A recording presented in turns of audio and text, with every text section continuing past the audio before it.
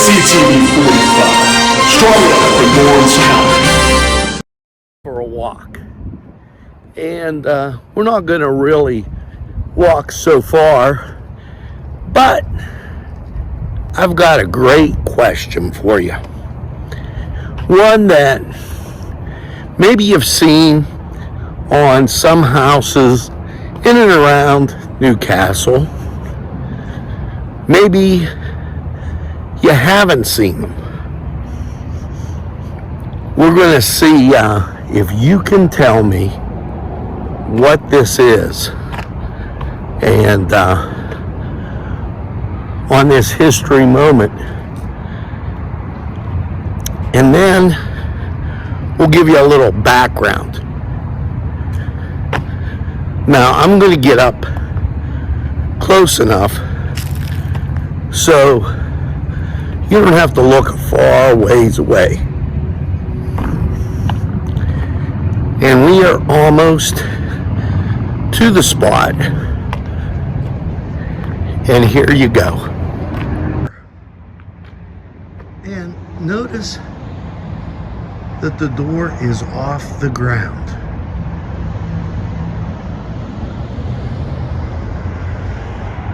I'll give you a little closer look as you see a little latch there, a handle. Now I want you to think what that door is for. And now think about this. A door, and right across from it, another door, and you can see where the latches were here. One of my good friends and classmates let me take a picture of this door next to a door. Well, if you're wondering, let's take a gander. Now, these kids aren't just playing with ice. No, they're working with the Iceman. The Iceman was someone who sells or delivers ice from a wagon, cart, or a motor truck. This profession was formerly much more common than it is today. In the late 19th century and mid 20th century, in cities and towns, especially that like Newcastle, many icemen got around and were delivering. The icemen in the northeastern United States had origins in southern Italy. Arriving in the U.S. with little education or trade skills, these immigrants began ice routes. And they would use those little doors to put the ice in. Yes. Some of the routes got bought out in the mid-80s and 1990s because large corporations wanted to produce ice for restaurants and bars. The tools of the icemen were wires to tie the ice in bags, hooks, tongs, and ice picks. Beginning an iceman was an arduous task. The iceman usually began their day at 4 a.m. and finished late in the evening, depending on both the season and the day of work. Many icemen worked 7 days a week and through holidays. And here's what they're getting it ready for. The ice box. Yes, in this lower corner here, you see a picture of the refrigerator. But that didn't come along until the 1930s.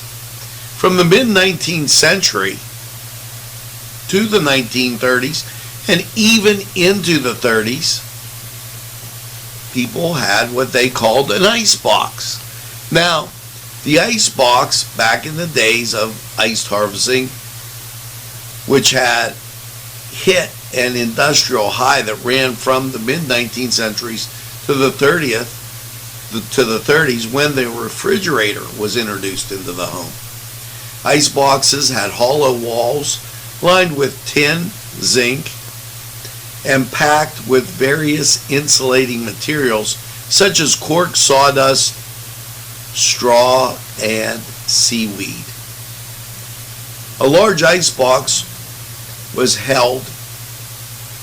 block of ice was held in a tray or a compartment near the top of the box.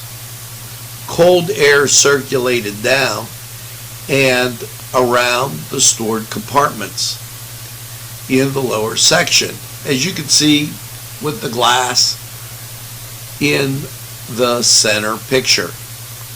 Some of the finer models had a place where the ice would drain the ice water into a catch pan or holding tank. In cheaper models, a drip pan was placed under the box and had to be emptied at least daily. The user had to replenish melted ice by obtaining new ice from the Iceman. Now, these boxes had to be, of course, you saw the Iceman. You might be wondering, where did they make the ice in a town like Newcastle? Well, I got you covered on that one.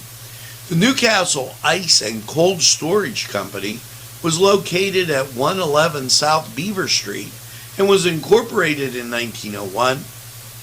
The concern manufactured 130 tons of artificial ice daily, giving employment to 8 men. J.D. Drum was the superintendent. Now, there was another ice plant, and that was on Grant Street, just west of the Shenango China plant.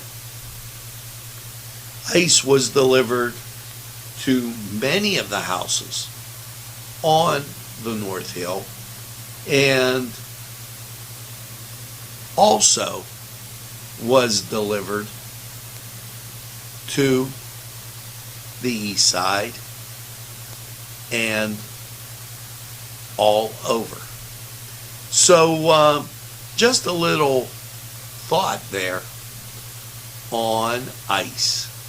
And now you know this NCTV45 moment in history.